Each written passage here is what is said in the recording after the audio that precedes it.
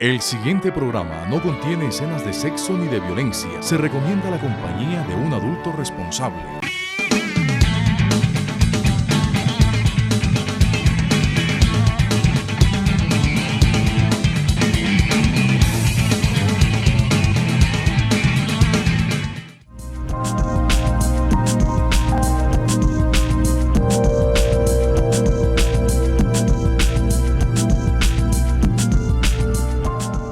Televidentes, muy buenas noches. Bienvenidos a Congreso y Sociedad, el programa institucional de la Secretaría General del Senado de la República. Hoy tenemos el orgullo y el privilegio de tener como invitado especial de nuestro programa a un gran colombiano, un símbolo vivo de la nacionalidad, Otto Morales Benítez, escritor, intelectual, humanista, hombre de Estado. A sus 93 años, es reconocido como una de las mentes más lúcidas del país. Abogado en pleno ejercicio, es miembro de número de las academias de Historia, de la Lengua y de la Jurisprudencia. Bienvenido a Congreso y Sociedad, doctor Otto Morales Benítez. Muy amable, muchas gracias. Le agradezco mucho la invitación. ¿Cómo llega un hombre de provincia, sin linajes ni apellidos, a los grandes escenarios de la política nacional? Un hombre de provincia, como yo, logró llegar a las grandes consagraciones democráticas trabajando, luchando. Mi padre era muy jefe liberal en Río Sucio, tenía la costumbre de leer los periódicos de las revistas liberales a las 5:15 de la tarde a la gente del pueblo, porque no había radio ni televisión. Esa lectura de los periódicos, de las revistas, me ilustró mucho a mí. En ese momento, la Dirección Liberal Nacional escribía unas largas cartas a los directorios departamentales que a la vez ellos repartían a los directorios municipales, explicando qué estaba haciendo el gobierno. Segundo, qué proyectos había en el Congreso y qué importancia tenían para el país. Todo eso lo leíamos, lo examinábamos, y yo organicé un grupo de gente joven de mi misma edad, teníamos 13 años, que se llamó La Guardia Roja, en la cual nos leíamos y nos aprendíamos todas esas circulares, los editoriales del periódico, que eran muy bien hechos, y además los periódicos tenían sentido político, eran liberales o eran conservadores. No es como ahora, es que es un periódico informativo lleno de cosas light, de informaciones, de aventuras amorosas, de la descripción de cómo se comportan las niñas que trabajan en los medios de publicidad, etcétera, etcétera. No, eso eran orientaciones sumamente claras desde el punto de vista ideológico, escritos además por grandes maestros. Los directores eran gente de mucha consideración intelectual. Todo eso me fue formando y me llevó a tener una acción permanente. De Río Sucio salí a estudiar a Popayán La Culta, donde organizamos grupos de amigos y trabajamos mucho con el directorio liberal departamental. Dictamos clases a los trabajadores de Popayán. Yo, por ejemplo, fui profesor de historia, se enseñaba geografía, se enseñaba algunas bases de literatura, se les daba una orientación general. Y los directorios departamentales y municipales tenían casas liberales, donde cada 8 días había un orador, o de fuera o del lugar, para explicar la política. Toda la gente tenía conciencia de qué estaba pasando. Había una información directa sumamente importante. Hoy eso ha desaparecido, ¿no? Hoy eso ha desaparecido. Eso es grave. El partido hay que volverlo a organizar. El Partido Liberal hay que volverle a dar un estatus de organización permanente. Hay que tener una política de agitación intelectual para que la gente se sienta comprometida con el partido. Eso que estamos haciendo últimamente de citar el partido solo a elecciones, eso no es bueno. No es bueno ni desde el punto del partido, ni de la orientación ideológica, ni del sentido de la nacionalidad, ni se conocen las necesidades del país, ni cuáles son sus soluciones. Al partido hay que organizarlo para que vuelva a tener una información y una conducta frente a Colombia. Es claro que en materia política hay una regresión, no hay cultura política hoy en día. ¿Cómo siguió esa formación suya? ¿Cómo llegó a las cargos de elección popular? Hicimos mucha política, teníamos grupos políticos. Luego me fui a estudiar a Medellín, donde hice mi carrera de Derecho. Como mi papá era muy jefe liberal en Caldas, me vinculó inmediatamente a los jefes liberales de Antioquia, a Alberto Jaramillo Sánchez, a Rafael Arredondo, al gran viejo Emilio Jaramillo, director del diario, a Jesús Tobón Quintero, que era el director del Heraldo de Antioquia. Y con ellos participé en todos los actos del liberalismo. Yo recorría el departamento, yo recuerdo acompañando como miembro de la Juventud Liberal al maestro Darío Echandía, semejante maestro, semejante orientador.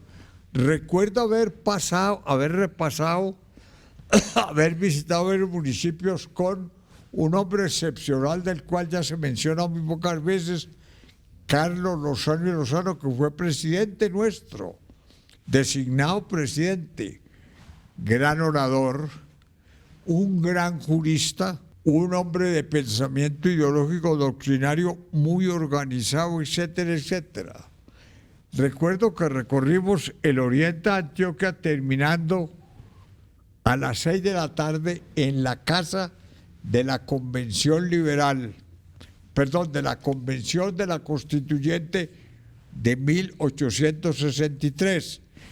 Entre otras cosas, este año se cumplen 150 años de haber sido expedida la Constitución en Río Negro. No ha habido una citación del liberalismo, ni del gobierno, ni de la gobernación, ni de nadie, ni de los periódicos, recortando uno de los momentos más trascendentales de la vida constitucional colombiana. Hay un desamparo mental de lo que es el destino del liberalismo. Eso hay que corregirlo, eso hay que rectificarlo. Todo eso yo recuerdo al final de la tarde, después de recorrer el oriente con el doctor, el directorio ha invitado a todos los profesores de Derecho Constitucional y de Derecho Público para que vinieran a Río Negro a escuchar a Carlos Lozano, quien hizo una exposición luminosa sobre lo que era la Constitución del 63, lo que había eliminado de la Constitución del año 43, la pena de muerte, la falta de libertad intelectual, la falta de libertad de pensamiento, la separación entre la Iglesia y el Estado, para tener una voluntad laica, etcétera. Fue luminoso y estaba la gente más importante de Antioquia escuchándolo. Pero fue que el directorio visitó universidad por universidad. Eso es lo que hay que volver a revivir. Eso es lo que hay necesidad de volver a crear, porque hay este hecho, que esto hay que advertir sobre la gente. Sin cultura no se puede hacer política, porque entonces no se sabe qué es lo que hay que hacer, ni cómo manejar el Estado, ni cómo manejar las instituciones, ni cómo manejar los departamentos, ni cómo manejar los pueblos. Lo que nos ha pasado con la elección de alcaldes, han escogido gente muy buena seguramente en cada pueblo, que no tienen ni medida y van a dar a la cárcel. Usted recuerda que el año pasado, de los 1.200 municipios colombianos, teníamos 812 procesos contra los alcaldes por haber obrado a la ligera. no era siquiera que fueran a robar para ellos, no, era que habían aplicado mal la ley, habían aplicado mal las normas administrativas, ¿no? Retomando el hilo histórico, después de Medellín, cuando usted ya se hace abogado, regresa a Manizales. Yo regreso a Manizales, mi familia se ha venido de Río Sucio a vivir a Manizales. Yo regreso a Manizales y me nombra el directorio liberal de... Yo había hecho mucha política tanto en Río Sucio como en Popayán, como en Medellín.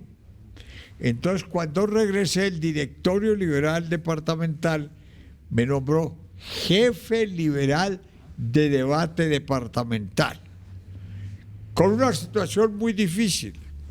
Había dos disidencias liberales contra el directorio departamental, es decir, contra lo que yo iba a representar, dirigidas por dos jefes de gran categoría, uno de Manizales y otro de Armenia. Yo sabía que eso era sumamente complicado, tuve mucho temor de poder fracasar, me dediqué a trabajar. ¿Qué fue lo que hice? Dedicarme a viajar pueblo por pueblo. Primero a conocer la gente y luego a conocer las necesidades de cada municipio para que el gobierno departamental las ayudara a modificar y poder el gobierno departamental, de acuerdo con los informes que yo llevaba, poder pedirle auxilio al gobierno nacional. De suerte que eso me dio un impulso extraordinario.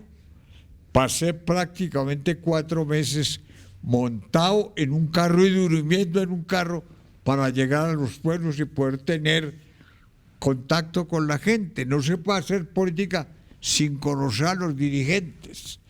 En esa época había una cosa muy hermosa que también acabó con ella, el clientelismo liberal. Habían grandes jefes en cada municipio. Eran gente muy respetables, eran comerciantes, eran abogados, eran agricultores, eran hombres de negocios, que eran los jefes del partido. Tenían su vida independiente, no pedían nada, no solicitaban nada, no necesitaban nada del presupuesto, eran apóstoles del liberalismo. Era ejemplar toda la gente que yo conocí en esa época como jefe liberal de debate en el Gran Caldas, en Caldas, Risaralda y Quindío. Eran personalidades muy respetables. El clientelismo llegó y los destituyó y nombró unos tipos con la plata de las contralorías y se principió a pervertir la política liberal.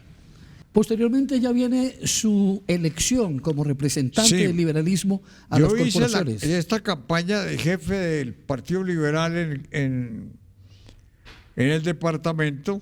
A nadie le pedí nada, a nadie. Se reunió la convención liberal y alguien presentó una proposición de esto. En agradecimiento al esfuerzo que ha hecho Otto Morales Benítez, la convención lo proclama para primer renglón de la Cámara, sin yo exigirle a nadie un voto. Nunca he pedido votos, nunca, pero la gente me ha buscado, me ha proclamado, etcétera. Vine al Congreso, me tocó una época muy difícil porque fue en el 47, luego en el año 48, la muerte de Gaitán, ¿no? Todas las dificultades se crearon con la muerte de él porque era un líder social muy importante. Hablemos, doctor Otto, de esa figura mítica y legendaria. ¿Cómo fue el Jorge Eliezer Gaitán que usted conoció? Como le conté hace un rato, se hicieron 2 manifestaciones, una en Pereira y otra en Manizales, en la fecha que Gaitán hizo aquí la manifestación del silencio, que fue una manifestación donde pronunció Oración por la Paz, que es uno de los textos más hermosos de Gaitán, pidiendo al gobierno que cesara la persecución al liberalismo. La violencia está montada con el ejército, la poesía y los pájaros contra el liberalismo. Cuando Gaitán habló aquí el 13 de febrero, ya había más de 300.000 muertos liberales en el país. La consigna era eliminar la mayoría del país. No lo lograron. ¿Oh? El 9 de abril es un momento muy culminante de la violencia, pero no comienza la violencia. Esa es una mentira conservadora, porque decir que comienza el 9 de abril es como decir, se justifica la violencia del gobierno porque hubo una rebelión en el país, una gran rebelión como consecuencia de la muerte de Gaitán. Como también otra mentira que propagan fue una guerra civil no declarada. ¿Guerra de quién contra quién?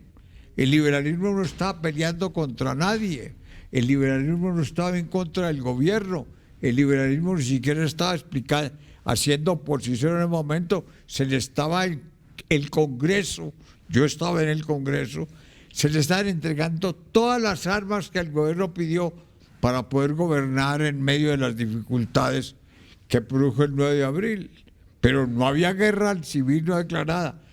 La guerrilla liberal para defender en los municipios que no fueran despojados de la tierra y que los negocios liberales no desaparecieran, las cantinas, los almacenes, la venta de artículos, etcétera, etcétera, aparecieron 2 o 3 años después y después tomaron otro rumbo. Yo cuando entró toda la fuerza del comunismo a intervenir en las guerrillas, entonces cambió la orientación.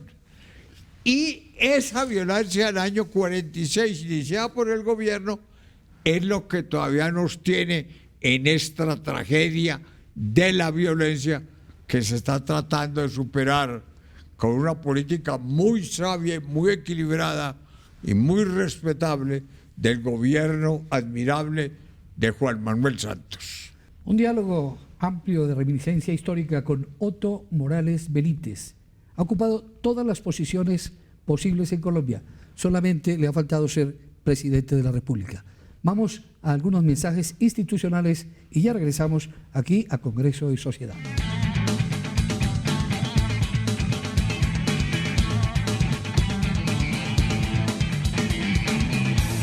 Este gobierno decretó que todas las trabajadoras de servicios domésticos sean afiliadas a una caja de compensación para que disfruten de mejores espacios de entretenimiento, tengan acceso a subsidio familiar y de vivienda y mejoren su calidad de vida. Esto es construir un país justo. Estamos transformando a Colombia.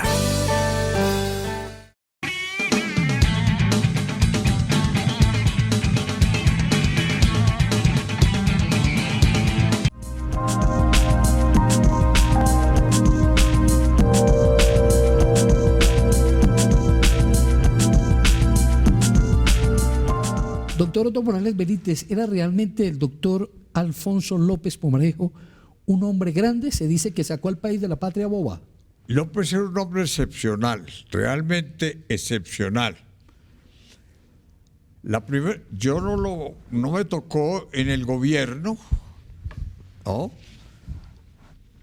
Un día yo era jefe del liberalismo en Caldas, presidente del directorio, cuando me avisaron que acababa de llegar al hotel de Manizales. Entonces yo llamé, comprobé, escribí una proposición de salud, etcétera, y me fui a entregársela. Fue la primera vez que lo vi, ¿no? Era un hombre alto, con una gran presencia humana, su rostro muy noble, ¿no? Sumamente elegante, muy bien vestido, la calidad de los paños, de las corbatas, de las camisas y la forma como manejaba la conversación. Me recibió, él había ido a visitar al doctor Juan Antonio Toro, médico, padre de Emilio Toro, el economista, que era muy amigo de López y estaba muy enfermo. Allí me estuvo contando toda su experiencia como cafetero en Manizales, donde compró café. Tenía una oficina al lado de don Manuel Mejía, el que luego fue gerente de la Federación de Cafeteros. Mi hijo no tenía amigos, no tenía amigas, sobre todo. Mi doctor Otto no tenía amigas. Entonces compré una ortofónica grande en Bogotá, conseguí los discos de amor más hermosos y a las 5 que terminaba mis labores, le daba cuerda a la ortofónica, ponía discos, todas las muchachas empezaron a pasar y lentamente fui volviendo mi amigo de ellas. Eso me abrió la perspectiva social de Manizales. Y con los jefes liberales y los jefes conservadores discutíamos mucho la política nacional en el club. En esa época la moda en Colombia, tanto en Bogotá como en Manizales y en Medellín, la gran bebida era el brandy, ¿no? Yo introduje a Manizales el whisky. La primera caja de whisky que se llevó al club la llevé yo. Y dije, esto es lo que se toma, no esa bebida que es muy buena, pero muy eficaz, perturba las conversaciones. De suerte que todo eso lo estuvimos conversando. López, en la Convención Liberal de Apulo, en el año 29, dijo: el liberalismo debe prepararse para asumir el poder, cosa que nadie pensaba. Llevaba 45 años la dictadura de la regeneración conservadora de Núñez y de Caro manejando el país. Y los liberales se han acostumbrado a que simplemente adherían a uno de los candidatos conservadores. Él dijo: no más candidatos conservadores. Entonces Eduardo Santos, Francisco José Chaus, Gabriel Turbay y Roberto Botero Saldarriaga le pusieron un telegrama a Enrique Olaya Herrera, que era embajador nuestro en Estados Unidos, diciéndole: hay la perspectiva de que usted sea el candidato liberal. Estamos dispuestos a adelantar la batalla. Confirmen su decisión si viene y acepta la candidatura. Olaya Herrera era un hombre con mucha tradición en la vida del partido, gran orador, gran periodista, había fundado el Diario Nacional, que luego lo dirigió el doctor Alfonso López Morejo, y era hombre con una trayectoria nacional muy importante. Él contestó: acepto, pero con ciertas condiciones. Dijo: primero, será un gobierno de concentración nacional desde el liberalismo. Segundo, necesito que cuando yo regrese a Colombia, que voy a regresar y voy a entrar por Panamá, llego a Panamá y luego voy a Cartagena, vengan jefes conservadores que estén de acuerdo con mi candidatura. Quiero que sea un movimiento nacional, no quiero que sea una candidatura de ruptura con los conservadores, sino de entendimiento con ellos. El primero que contestó fue Carlos R. Restrepo. Dijo: yo voy. Fue con Abel Carbonell a encontrar a Olaya a Panamá y entraron por Cartagena. Luego vinieron de Cartagena para abrir la campaña en Medellín. Se resolvió que Medellín era la ciudad para abrir la campaña en la Plaza de Cisneros, que era la gran plaza democrática de Colombia. ¿Oh? Ahora han tratado de borrarla poniendo bombillos y poniendo cosas de luces con los ejemplos de que nadie se pueda reunir ahí porque tiene mala tradición para los gobiernos de Antioquia, porque ese era un centro liberal. Entonces se vinieron a Puerto de Río, ahí donde durmieron, y López, que era el jefe del partido, con Alejandro Cudedo Niño de Cúcuta y con Francisco Samperuri, un señor de aquí, un exministro de Relaciones Exteriores muy importante, Francisco Samperuri, un hombre culto, admirable. Ellos tres fueron a Puerto de Río. Y esa noche López dijo, no me gusta la concentración nacional, es un candidato liberal. Y hubo una gran conversación y dificultades. Y Olaya dijo, entonces me devuelvo. Si no es con la concentración, no participo.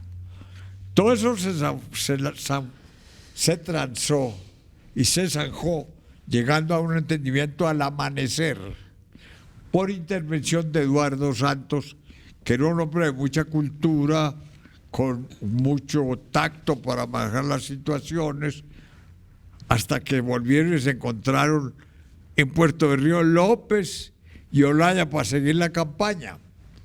Se vinieron en tren por todos los pueblos haciendo grandes manifestaciones. Primera vez que el Partido Liberal volvió a aparecer en las calles. Y ahí hubo una aparición de un hombre muy importante. En el pueblo de él habló el maestro Gerardo Molina, el que después conocimos. Fue la primera vez que apareció él haciendo un discurso de salud a Olaya.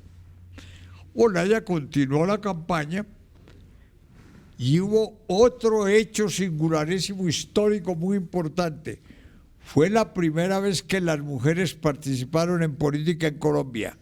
Doña Villegas de Santos, la mujer de Antonio Izquierdo, la señora de otro de los jefes liberales, la mujer de San Pedro Uribe, todas ellas participaron en la campaña, visitaron los pueblos y por primera vez las mujeres en la plaza pública pronunciaron discursos. Esto ha sido una batalla muy dura para defender a las mujeres. La última vez, en el año, en gobierno de López, se dictó un decreto estableciendo la coeducación. Las mujeres podían ir a los colegios y podían ir a las universidades con los muchachos. Y Monseñor González Arbeláez, de Río Negro, gran orador y gran líder para manejar multitudes, hizo una manifestación en Medellín contra la educación diciendo: el hecho de llevar a las mujeres a la universidad es un interés del liberalismo de destruir la familia, de acabar con la respetabilidad moral de las mujeres. Declaramos la guerra civil. Por fortuna no le hicieron caso. Doctor Otto, y las mujeres hoy están metidas en todas las universidades con gran éxito cultural. con el doctor Otto Morales Benítez podríamos hablar incansablemente. Vamos a estudiar la posibilidad de hacer con él programas por capítulos temáticos para hablar cuando quiera, con el mayor gusto. De la historia del país. Vamos en este programa concretamente a terminarlo con una pregunta. Doctor Otto Morales, usted fue ministro de Trabajo, ministro de Agricultura, ha sido un liberal integral de tiempo completo. ¿Usted soñó con ser presidente? ¿Quiso ser presidente? ¿Pudo ser presidente? Sí, fui candidato a la presidencia en 2 ocasiones. Recorrí el país, hice una movilización ideológica muy grande. Precisamente en estos días he estado corrigiendo todo lo que dije en la segunda campaña, porque la primera no se recogieron los materiales, de la segunda están todos los materiales, salen 4 tomos de tesis sobre problemas de desarrollo, sobre el problema eléctrico, sobre el problema cultural, sobre el problema de la educación, sobre el problema de relaciones con la Iglesia y el Estado, el mejoramiento de las leyes legislativas, especialmente volviendo a fortalecer los seguros sociales que los han ido desbaratando. Esa es obra del gobierno, del primer gobierno de Alberto Lleras cuando fue designado. López se retiró en el año 44, exigieron designado a Alberto Lleras y fue presidente. Hizo nada menos que los seguros sociales a través de Adán Arriaga Andrade, que era el ministro del Trabajo. Hizo la reforma constitucional del 45 y se comenzó a aplicar por primera vez un plan de desarrollo en Colombia. Doctor Otto Morales Benítez, usted es la carcajada más famosa de Colombia. Yo le pregunto, como cuando fue ministro de Trabajo, ¿de qué se ríe?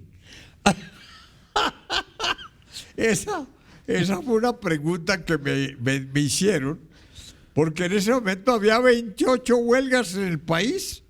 Nosotros encontramos en el Frente Nacional un sindicalismo muy desbaratado. Habían tratado de eliminar la CTC, que ha sido la gran orientadora del sindicalismo de origen liberal. Los jesuitas habían montado la UTC para acabar con la CTC. Y Rojas Pinilla en la dictadura trató de montar otro movimiento laboral que no le funcionó, gracias a Dios. Pero todo eso desorganizó la vida laboral. Entonces no había orientación.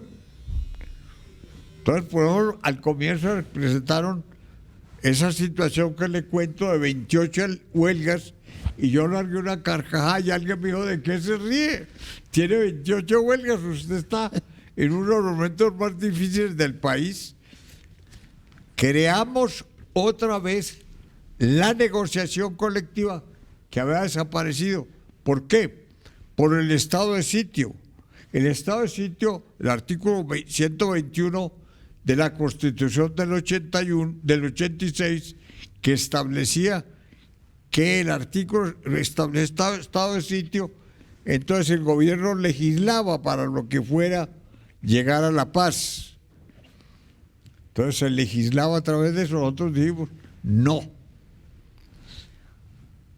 En la dictadura de estado de sitio, en la dictadura militar de Rojas, se legislaba, se dictaba un decreto del ministro. Los salarios se dan de tanto aumento, tanto, no sé qué, tanto por la pensión. Dijimos, no. Se vuelve a la negociación colectiva. El sindicato debe negociar con el patrón, punto. Un diálogo coloquial, extenso, amable con Otto Morales Benítez, un símbolo de la nacionalidad, una de nuestras más lúcidas mentes, un liberal de tiempo completo. Amables televidentes, muchas gracias por su atención. Los invitamos a contactarnos a través de nuestras redes sociales. Nos vemos aquí en Congreso y Sociedad en una próxima ocasión.